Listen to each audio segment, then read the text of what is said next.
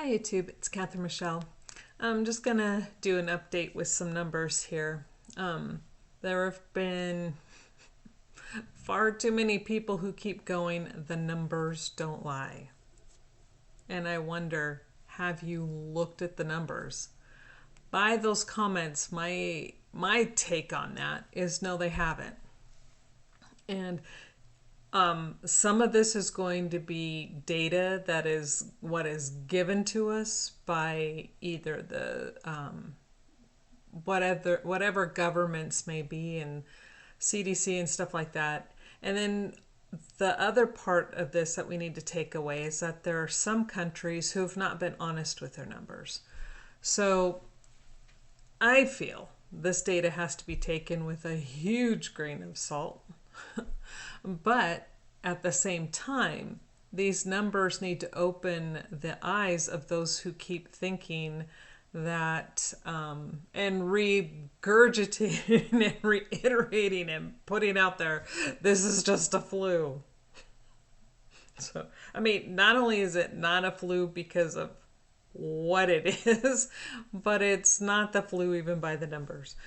So, and I think the problem is, from what I'm seeing, is a lot of people are kind of interchanging flu-like symptoms with that equates with the flu. And it doesn't.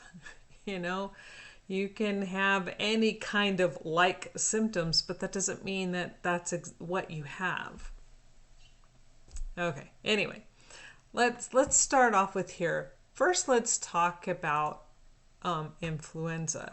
Now, I'm getting this information from the CDC website, and anybody and everybody can go there and see this information. Now, the 18-19 flu season, oops, well, I have to get the right numbers here. Eeks. Okay.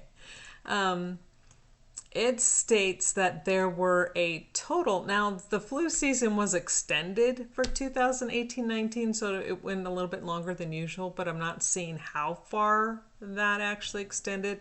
But these are total numbers. And for here in the US, and they are saying that for that particular flu season, roughly 35 million people were sick with influenza, and 35.5 million were sick with it. 16.5 million went to a doctor for it, and that resulted in just in over 490,000 hospitalizations, which then resulted in 34,200 deaths here in the US. So people who are going, hundreds of thousands of people die from the flu each year, and then they try to look at the number of people who are sick in the US. Don't compare apples to oranges. Let's stick to just one particular region, and I'm sticking with the US. So for the entire flu season, which was at minimum 6 months worth of time, 34,200 people died. And is that bad? Yeah, that's not good. One death is not okay. It's just not good, because a family who loses someone to any type of death, it's devastating. Now, but when we look at that, here's where you need to here's where I am going to start to point out the differences in the numbers and the percentages, because they're huge. They're vast differences. So when you figure out the percentages of deaths, 34,200, compared to the total number of cases, 35,500,000, that leaves a percentage rate of deaths to cases at 0.0963%. So it's not even a full 1%, or it might, 0.0963%. Now, let's look at the coronavirus and what those numbers are telling us so far. So far in the US, only, this is according to data on the CDC website, this is not current, but going by all data that they have, but this will give you a pretty good idea.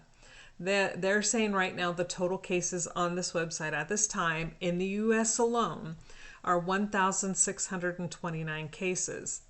They're saying the total number of deaths so far in the US are 41. Now, what is that percentage of 41 deaths to 1,629 cases?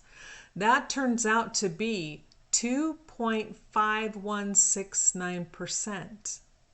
We're at almost 2, let's round it, 2.5% of those cases will die. Compare that to the 0.09% of people that will die from the flu. That's what, almost a 20% increase in deaths that are associated with this viral outbreak at the moment. Now, even someone who doesn't have a basic understanding of math can understand that that's a big difference. You have a 0.09 compared to a 2.5. That's huge. In these types of numbers, it's huge. And this is where people are doing themselves and their loved ones in their community a disservice, and they keep spewing and spewing and spewing, going, well, the vast majority are only going to get this, and why that may be true. When you hear the stories of those who were part of this vast majority who had mild symptoms, they're not happy with what they went through. So it's not just like, okay, I'm going to get the sniffles and stay home and 80% of us will just have a fever for a day. It's not a fun thing to have, from what I'm seeing in the accounts of other people who are recording and documenting their experiences with COVID-19. So I hope this is an eye-opener. And you are right, Richie from Boston. The numbers don't lie. But the numbers can be misleading if they are not reported correctly. And the numbers that don't lie are telling everybody that a death rate of 2.5% is a whole lot higher than a death rate of 0.09%. Right now, the US, we haven't even begun to hit a peak here yet with this. I mean, we've barely even begun to notice this little bump in the road. Right now, this is just like a little blip on most people's radar. And unfortunately for the American societies, you've got people just running amok, this ridiculous panic buying and, basically shutting down, the supply chains because they have to have 50,000 rolls of toilet paper. Yes, 50,000 is an exaggeration, but that's to let people know how ridiculous the buying out of toilet paper is here in America.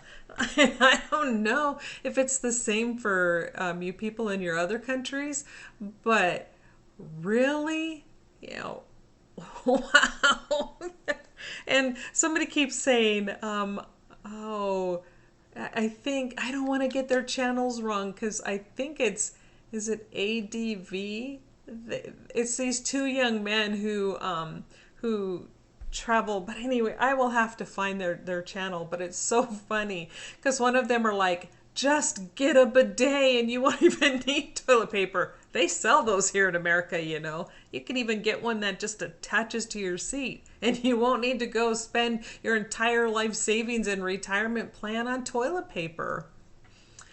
And to top it off, and I kid you not, this is not a joke, this is not an exaggeration. Someone that I know went, and I would so love to give these people's names, but nobody wants to come forward, and that makes this kind of frustrating. But someone I know was telling me yesterday that they were at a Walmart, here at a local Walmart where I live.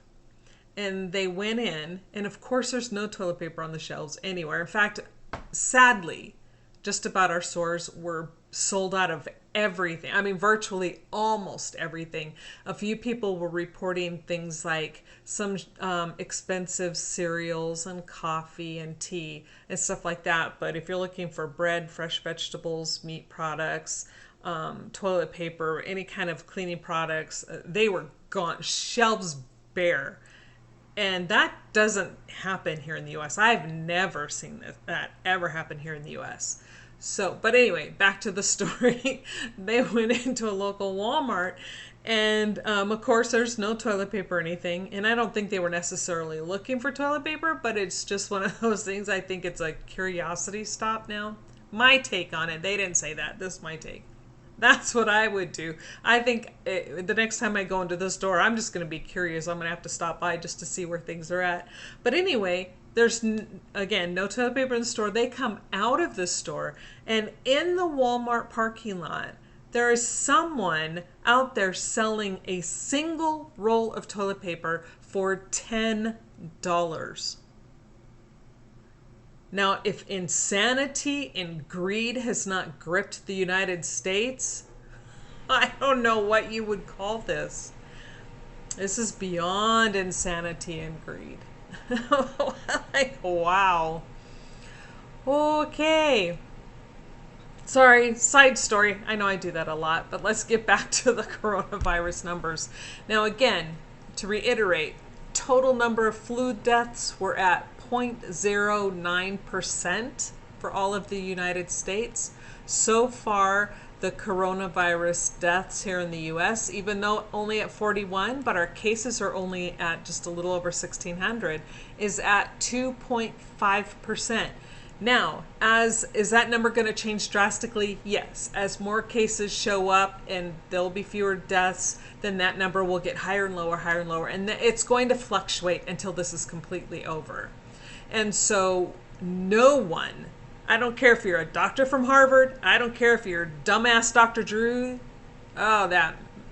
he's an ass. My opinion, and I can state it, he's an ass. This is not the flu. You cannot compare what is happening now with flu numbers. I'm giving you these numbers so you can see the vast difference. So you can see that the numbers are completely different. Not the same virus. Say of the same virus family, not the same virus. Numbers are totally different. Some symptoms may be similar, but those that are reporting their cases and people that I know that have it report that it's like a very bad flu, because they don't know what else to compare it to. But they will definitely tell you they don't have the flu, but it's not fun to go through. And in fact, I don't know if any of you follow Sydney Watson, I believe her name is. She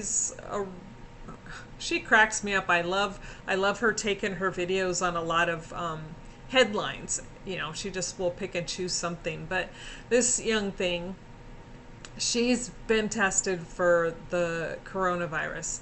Now, she won't know yet, I don't think, until tomorrow if it comes back positive, but her flu test did come back negative. So it's not the flu. Her flu test was negative. But she just said she just felt awful. And in fact, she still has some hard time breathing, although she believes she's over the hump now, the worst part of what she went through. So wish you the best, Sydney. Watch your videos all the time. Think you're great.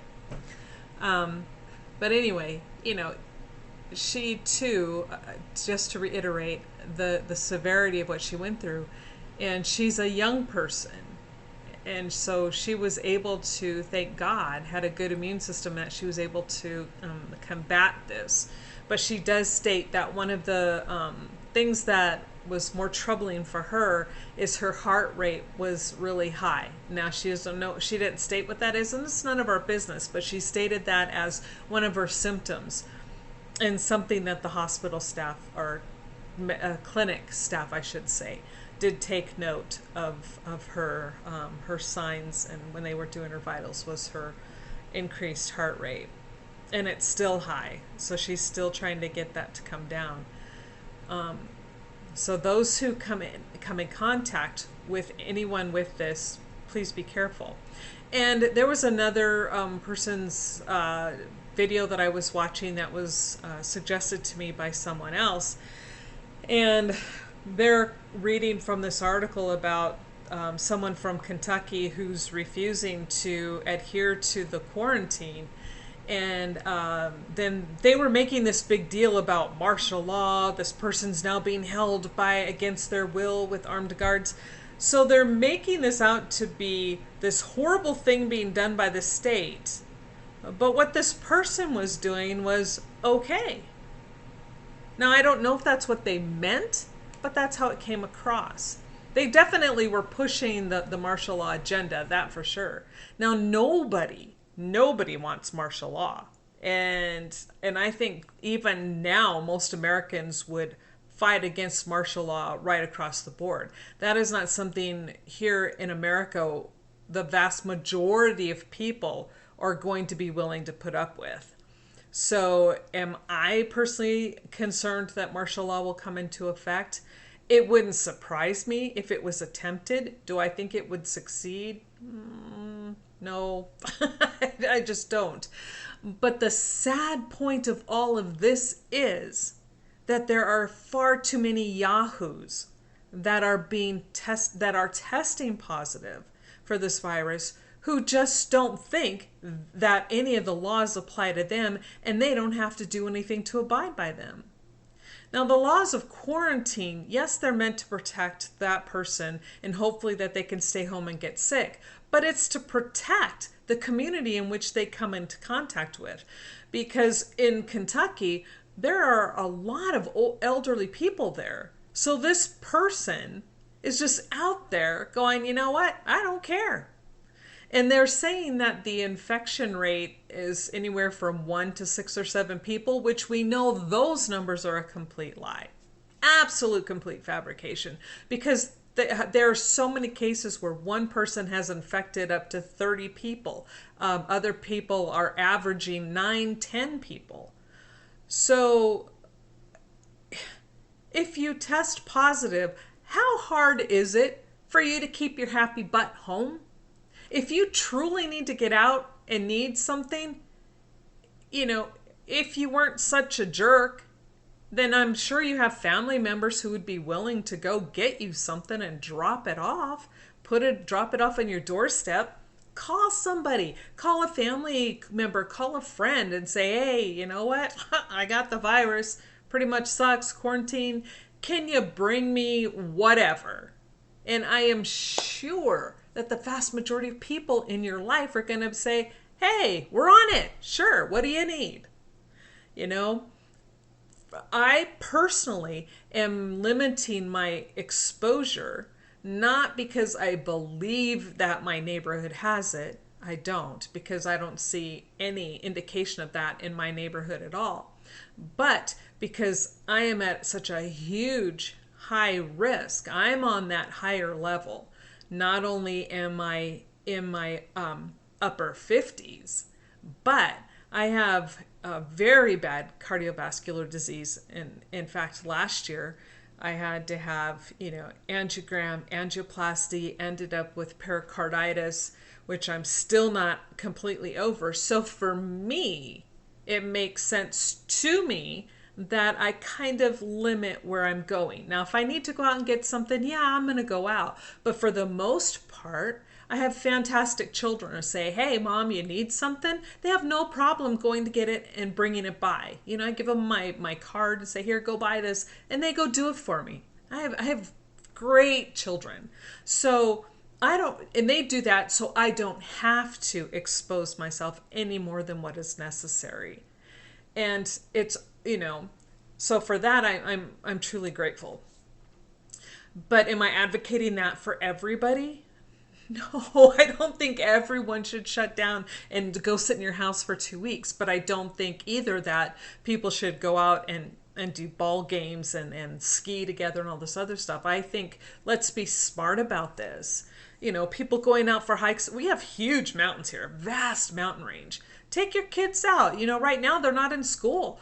Heck, go take your kids out, take them for a hike in the mountains, go for a picnic. Our parks here, are oftentimes a lot like you're walking out in the middle of a mountain somewhere, although you're in the middle of a city. So it's really kind of cool. There are lots of things to do where you can still get out, get fresh air, get the sunshine, but you're not exposing yourself unnecessarily.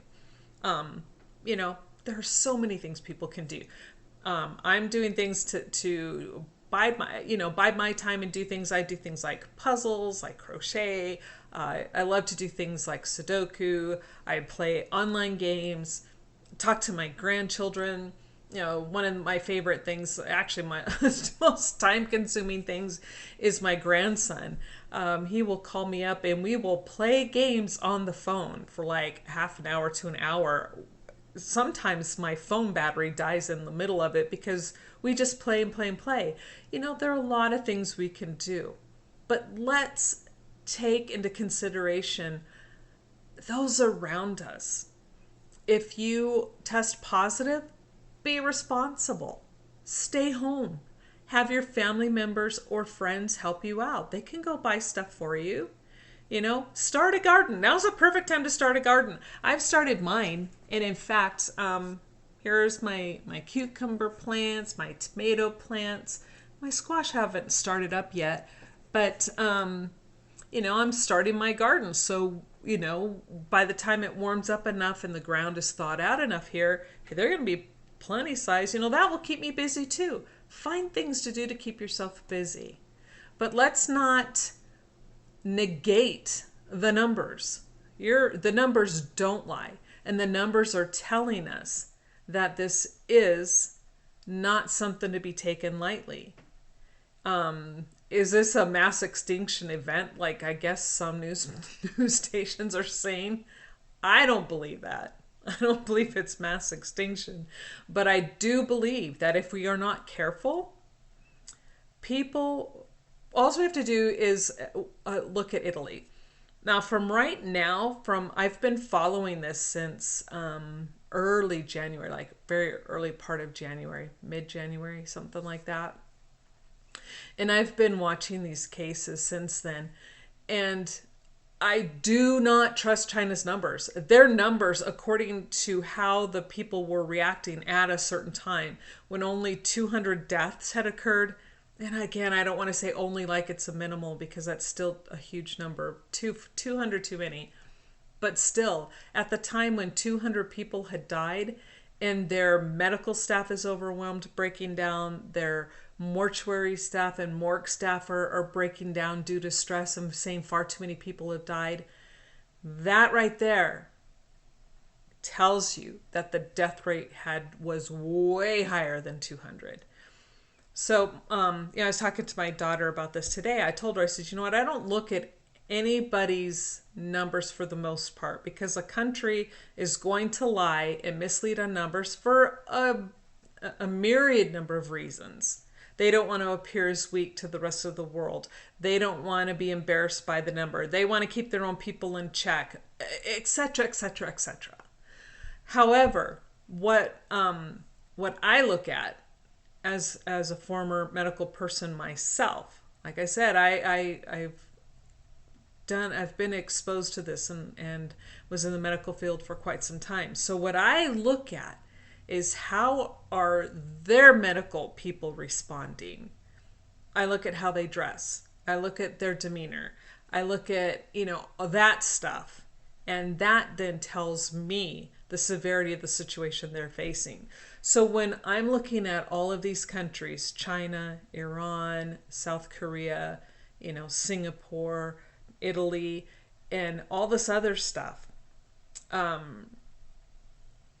this tells me that what is happening is horrible and it is overwhelming everyone's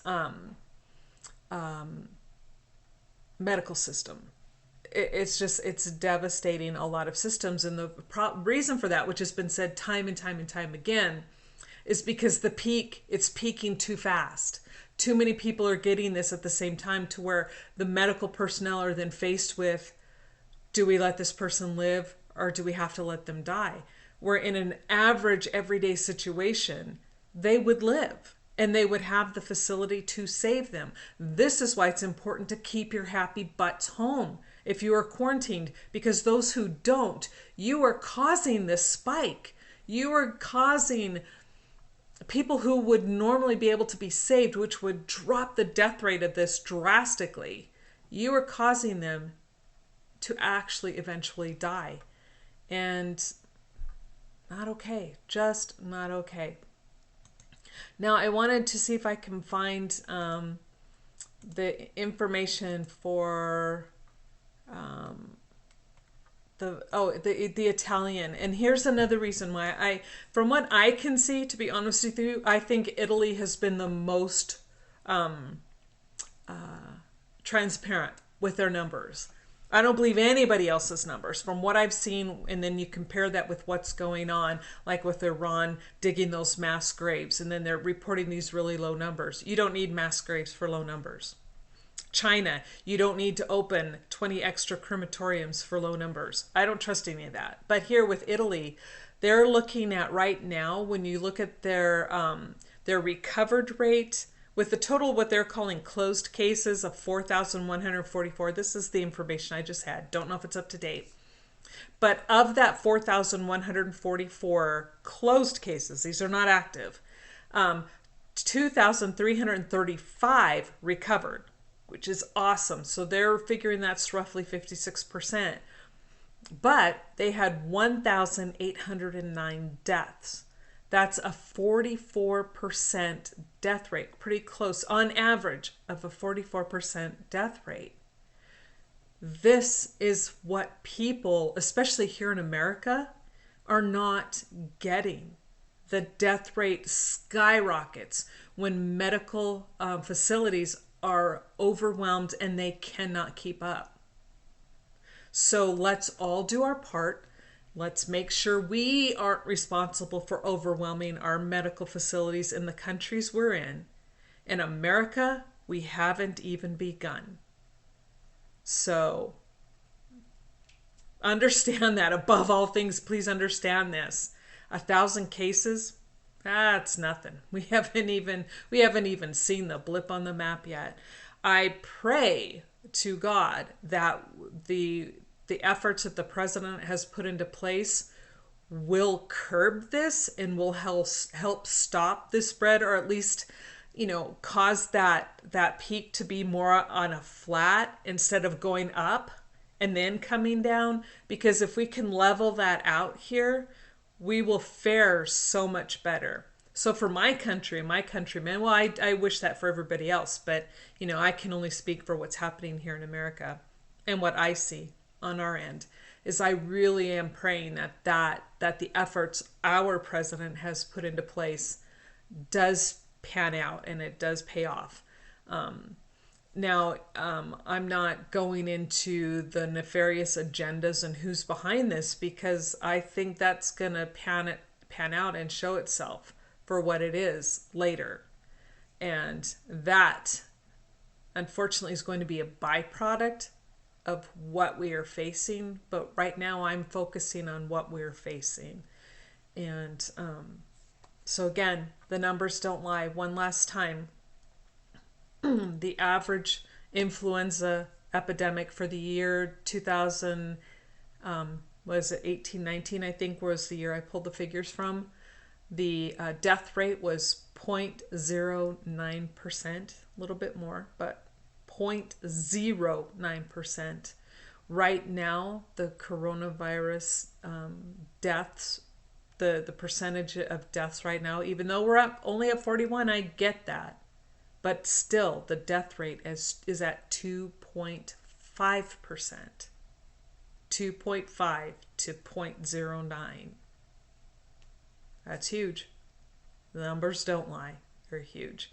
So I think if we all do our part, we can bring that 2.5, maybe we can bring it all the way down to below what the influenza rate is, which would be amazing if we could do that. So whatever country you're in, stay strong. Stop buying out toilet paper, please, to those who are doing so. Do not go to your local Walmart parking lot and charge $10 per roll. People who do that, you suck. You're not even human. To me, you're subhuman. That's just not okay to take advantage of anybody in any situation like that. And let's be kind to each other. Be cognizant of your neighbors. If someone you know needs help, or if you happen to have elderly people in your community, call them up. Ask them if they need something from the store. Each one of us, if we had people in our community, if we went out and spent 10 extra bucks, don't ask them for money in return. Go buy them whatever you can and say, here's some extra fresh fruit and vegetables, or here's a bottle of vitamin C or vitamin D.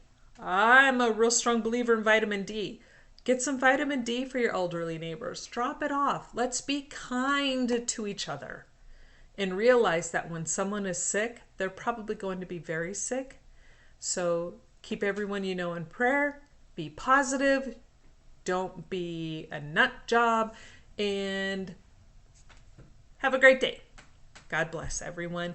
And again, by taking care of others, we take care of ourselves.